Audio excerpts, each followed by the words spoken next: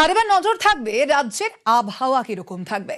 দক্ষিণবঙ্গে আজও ভারী বৃষ্টির সম্ভাবনা রয়েছে। উত্তর বঙ্গোপসাগরে নিম্নচাপের জেরে দুর্যোগ। ঝাড়গ্রাম, বাঁকুড়া, পুরুলিয়াতে ভারী বৃষ্টির সম্ভাবনা রয়েছে ইতিমধ্যেই। ঝাড়গ্রাম, বাঁকুড়া, পুরুলিয়াতে ভারী বৃষ্টির সম্ভাবনা। বিশ্বজিৎ রয়েছেন আমাদের সঙ্গে। বিশ্বজিৎ, আলিপুর আবহাওয়া দপ্তরের তরফ থেকে ঠিক কি বলা হচ্ছে? দেখো, আলিপুর আবহাওয়া দপ্তর থেকে আজও ভারী বৃষ্টির হলুদ সতর্কতা 3 জেলার জন্য বলা হয়েছে। এই 3 জেলার মধ্যে যেমন পশ্চিম মেদিনীপুর রয়েছে, তেমনি বাঁকুড়া এবং পুরুলিয়া রয়েছে। ইতিমধ্যেই যে সতর্কবার্তা 2 ঘন্টার মধ্যে যে ঝড় বৃষ্টির ও কমলা সতর্কতা, সেটাও পুরুলিয়া বাঁকুড়ার জন্য জারি করেছে আলিপুর আবহাওয়া দপ্তর।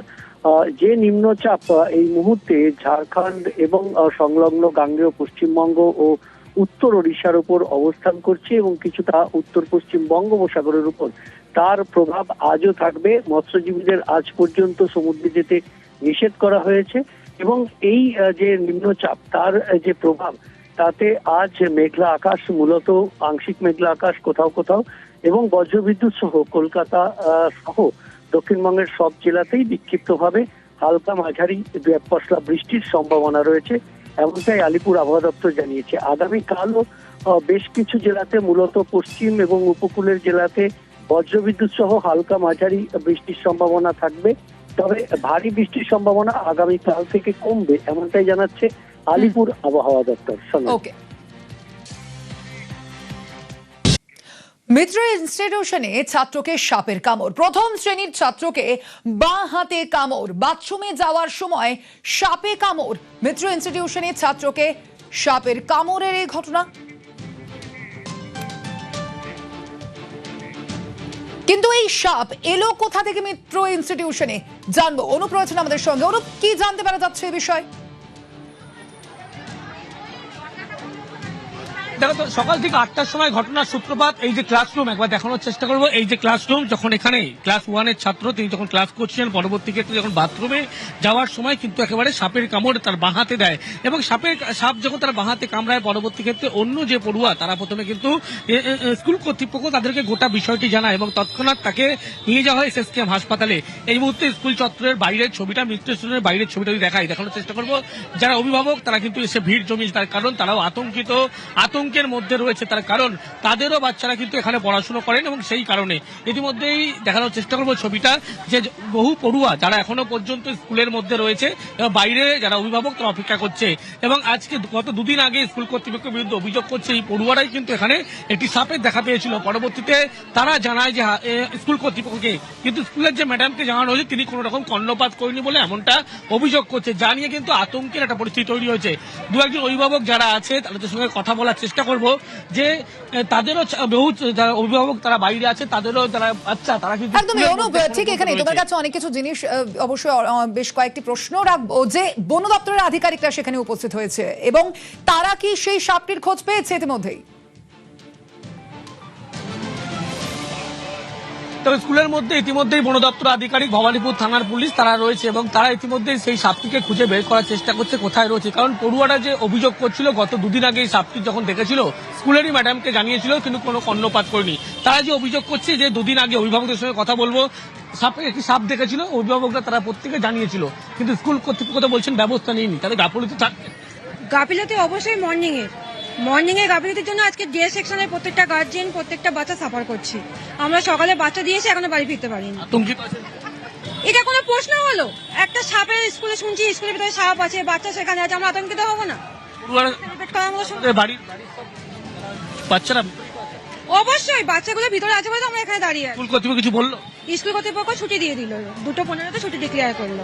দেখো, নিয়মের আগেই কিন্তু ইতিমধ্যেই যেহেতু আতঙ্কের একটা পরিস্থিতি তৈরি হচ্ছে, সেই জন্য স্কুল কর্তৃপক্ষ তারা নিয়ম মেনেই কিন্তু এই সময় আগে ছুটি দিল বলা হলো। তার কারণ 2টোর সময় স্কুল ছুটি হওয়ার কথা, তার আগে বলছে ছুটি দেওয়া হবে। এবং স্কুলের সামনে যে ছবি আমি দেখানোর চেষ্টা করবো, ইতিমধ্যেই বন দপ্তরের আধিকারিক তারা কিন্তু স্কুলের মধ্যে তারা প্রবেশ করেছে। ভবানীপুর থানার পুলিশ তারাও কিন্তু ঘটনাস্থলে রয়েছে এবং গোটা যে ঘটনা যে ঘটেছিল, যে পড়ুয়ারা যেখানে যেখানে প্রথম সাপটি দেখতে পেয়েছিল তাদের সঙ্গে কথা বলে যায় এবং তার সেই সাপটিকে সেখান থেকে ইতিমধ্যেই উদ্ধারের কাজ কিন্তু বন দপ্তর আধিকারিক তারা করছে এবং ফরেস্ট্রি আধিকারিক যেমন তারা এসে পৌঁছয়, পরবর্তী ক্ষেত্রে ভবানীপুর থানার পুলিশ তারাও এই ইতিমধ্যেই স্কুল কর্তৃপক্ষ তাদের সঙ্গে কথাবার্তা বলছে। এখনো পর্যন্ত কোনোভাবে লক্ষ্য করা যাচ্ছে যে সাপটি যেখানে দেখা গিয়েছিল যে কোনো জায়গায় অর্থাৎ ক্লাসরুমের বাইরে এবং বাথরুমের কাছে প্রত্যেকটি জায়গায় সেই সাপের কিন্তু ইতিমধ্যেই খোঁজ করা হচ্ছে বন দপ্তরের পক্ষ থেকে, সেই সাপটিকে ধরার চেষ্টা করা হচ্ছে এবং যে পড়ুয়া ইতিমধ্যে ক্লাস 1-এর ছাত্র তিনি এখনো পর্যন্ত হাসপাতালে চিকিৎসাধীন রয়েছেন এবং গত দুদিন আগে তারা প্রথম যখন দেখেছিলেন সাপটিকে স্কুলের ম্যাডামকে জানিয়েছিলেন কিন্তু কোনো একেবারে ঠিক এইখানেই অনুপ একটা প্রশ্ন জানতে চাইবো তোমার কাছে যে গত শুক্রবার সেই সাপটি দেখা মিলেছিল, তারপরে ছাত্রছাত্রীরা সেখানে জানানো হয়েছিল শিক্ষক শিক্ষিকাদের, কিন্তু তারপরেও 3 দিন পেরিয়ে যাওয়ার পর আজকের এই ঘটনা, এর মাঝে কেন কোনো ব্যবস্থা নেওয়া হলো না? দেখো এই প্রশ্নটাই কিন্তু যারা অভিভাবক তারা করছে, তার কারণ গত শুক্রবার যখন এই সাপের দেখা এখানে স্কুলের মধ্যে পেয়েছিল, যে অভিভাবকদেরকে যেমন পড়ুয়ারা জানিয়েছিল স্কুল কর্তৃপক্ষ তাদেরকে শিক্ষক শিক্ষিকাদের জানিয়েছিল, তারপরে কেন কর্ণপাত করলো না, যার ফলে এই পরিস্থিতি এবং এই যে সাপের কামড়ে পড়তে এখন হাসপাতালে চিকিৎসা ক্লাস 1-এর ছাত্র এবং গোটা যে ঘটনা ঘটেছিল তার পরিবর্তিতে দেখা যায় যে অভিভাবক তারা কিন্তু আতঙ্কের মধ্যে রয়েছে। সেই কারণে তারা স্কুল কর্তৃপক্ষ তাদেরকে জানায় নিয়মের আগে যে টাইম নির্দিষ্ট রয়েছে তার আগে তাদের ছুটি দেওয়া হয় এবং স্কুলের বাইরে এইভাবে অভিভাবকদের ভিড় রয়েছে কারণ তারা যথেষ্ট আতঙ্কের মধ্যে রয়েছে এবং সকালবেলা যখন 8টার সময় ঘটনা ঘটে পরবর্তী ক্ষেত্রে তৎক্ষণাৎ ক্লাস 1-এর এই ছাত্র তাকে হাসপাতালে নিয়ে যায়, ইতিমধ্যে সেখানে তার চিকিৎসা চলছে। অন্যদিকে বলা হয় যে এই যে গোটা ঘটনা স্কুল কর্তৃপক্ষের বিরুদ্ধে একটা অভিযোগ উঠছে, গত শুক্রবার যখন সেই সাপটিকে দেখা পেয়েছিল এখানকার যারা পড়ুয়ারা, তারপরে যখন স্কুলের শিক্ষক শিক্ষিকা তাদেরকে গোটা ঘটনা জানানো হলো কেন কোনো কর্ণপাত করলো না। এই যে ভূমিকা স্কুল কর্তৃপক্ষের, এই ভূমিকা নিয়ে প্রশ্ন উঠছে। ইতিমধ্যেই গোটা বিষয়টা স্কুল কর্তৃপক্ষ থেকে খতিয়ে দেখা। আরো একটা বিষয় পরিষ্কার ভাবে জানতে চাইবো যে আমরা দেখে থাকি মূলত ঝোপে ঝাড়ে বা জঙ্গলে সাপেরা ঘুরে বেড়াতে, কিন্তু সেখানে ভবানীপুরের মতো জায়গা, সেখানে সাপ এলো কোথা থেকে? বন দপ্তরের আধিকারিকরা কি বলছেন তারা?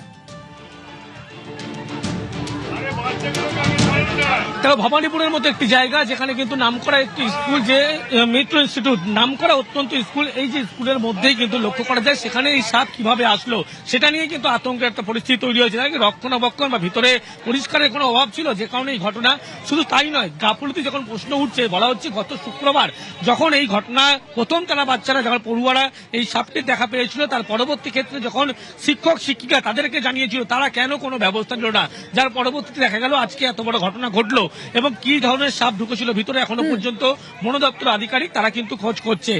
প্রায় 2 ঘন্টারও বেশি সময় কিন্তু পার হয়ে গিয়েছে, কিন্তু 2 ঘন্টা পেরিয়ে যাওয়ার পরেও এখনো পর্যন্ত সেই সাপটার কি কোনো ট্রেস পাওয়া গিয়েছে? বন দপ্তরের তরফ থেকে ঠিক কি বলা হচ্ছে? ওই সাপটা কি এখনো পর্যন্ত স্কুলে রয়েছে?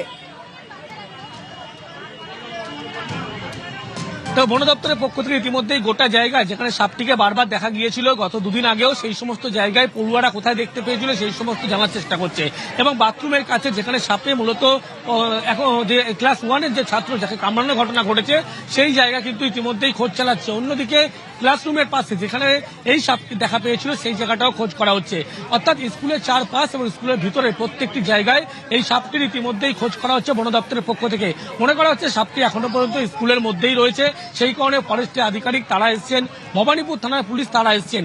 স্কুলের মধ্যে যে ছবিটা আমি একবার দেখানোর চেষ্টা করি, আরো একবার ছবিটা দেখাতে বলবো। এই যে ক্লাসরুম, এই ক্লাসরুমের ভিতরেই যখন ক্লাস 1-এর এই ছাত্র তিনি যখন পড়ছিলেন তার পরবর্তী ক্ষেত্রে বাথরুমে যায়, তারপরেই কিন্তু লক্ষ্য করা যায় যে সাপে কামড়ানোর বাঁহাতে তার ঘটনা ঘটে এবং তৎক্ষণাৎ এসএসকেএম হাসপাতালে নিয়ে যাওয়া হয়। কিন্তু বন দপ্তর আধিকারিকরা মনে করছে সাপটি এখনো পর্যন্ত এই স্কুলের মধ্যেই রয়েছে এবং সেই কারণে বন দপ্তরের পক্ষ থেকে সমস্ত রকম ভাবে চেষ্টা করা হচ্ছে সাপটিকে যাতে সেখান থেকে উদ্ধার করা যায় বা বন দপ্তরের আধিকারিক রেস্কিউ করে নিয়ে যেতে পারে। তার কারণ যে পরিস্থিতি হয়েছে তা কিন্তু আতঙ্কের একটা পরিস্থিতি হয়েছিল এবং ক্লাস 1-এর এই যে ছাত্র তাকে কামড়ানোর পরবর্তী ক্ষেত্রে অভিভাবকদের মধ্যে যথেষ্ট একটা আতঙ্কের পরিবেশ ইতিমধ্যেই তৈরি হয়েছে। ওকে, মেট্রো ইনস্টিটিউশনে ছাত্রকে সাপের কামড়, প্রথম শ্রেণীর ছাত্রকে বাঁ হাতে কামড়, বাথরুমে যাওয়ার সময় সাপের কামড়, আক্রান্ত ছাত্র এসএসকেএম এ ভর্তি, স্কুলে বন দপ্তরের আধিকারিকরা রয়েছেন।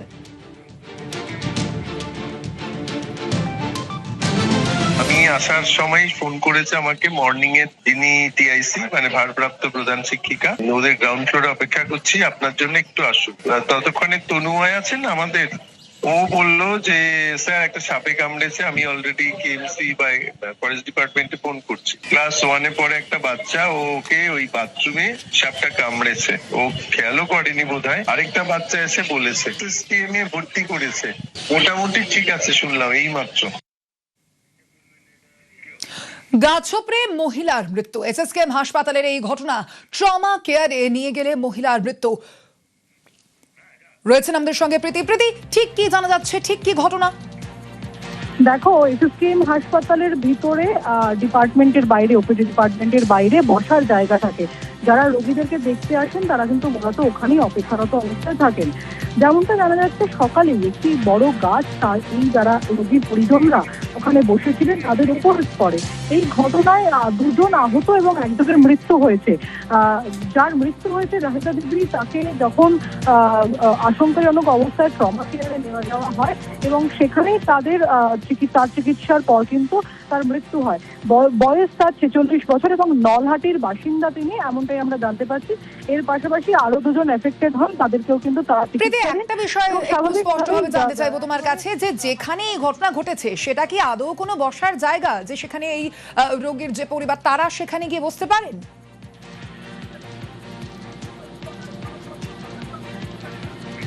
প্রীতি, শুনতে পাচ্ছ? হ্যাঁ প্রীতি, যেই জায়গায় এই ঘটনা ঘটেছে সেখানে কি আদৌ কোনো, সেটা কি বসার জায়গা? অর্থাৎ রোগীর যে পরিবারের সদস্যরা যারা থাকেন সেখানে কি আদৌ তারা গিয়ে বসতে পারেন? তারপরেই যে ঘটনা ঘটলো আমরা দেখলাম। দেখো, হাসপাতালের নির্দিষ্ট ওয়েটিং রুম থাকে, এটা যেমন ঠিক কথা। এসএসকেএম হাসপাতাল কিন্তু কলকাতা শহর শুধুমাত্র নয়, জেলার বিভিন্ন প্রান্তর মানুষ কিন্তু এই এসএসকেএম হাসপাতালে চিকিৎসা করতে আসেন। এবং স্বাভাবিকভাবেই আমরা জানি যে এসএসকেএম হাসপাতালে প্রায় দিনে বহু মানুষ, অন্যান্য হাসপাতালের থেকে অনেক বেশি মানুষের চিকিৎসা হয়। সেক্ষেত্রে বসার জায়গা না থাকার জন্যই কিন্তু, সাফিসিয়েন্ট ওয়েটিং রুম না থাকার জন্যই কিন্তু ওই যে গাছতলা, সেই গাছতলাকে কখনো কখনো রোগীর পরিজনরা ব্যবহার করতেন অপেক্ষা করার জন্য। তার মানে বোঝাই যাচ্ছে যে এখানে কিন্তু স্বাভাবিকভাবেই রোগীর যে পরিবারের সদস্যরা তারা কিন্তু সেখানে হয়তো বসে অপেক্ষা করতেন, বিভিন্ন সময় দেখা গিয়েছে সেই ছবি। তাহলে গাছটা যে নড়বড়ে ছিল সেটা কি লক্ষ্য করা হয়নি?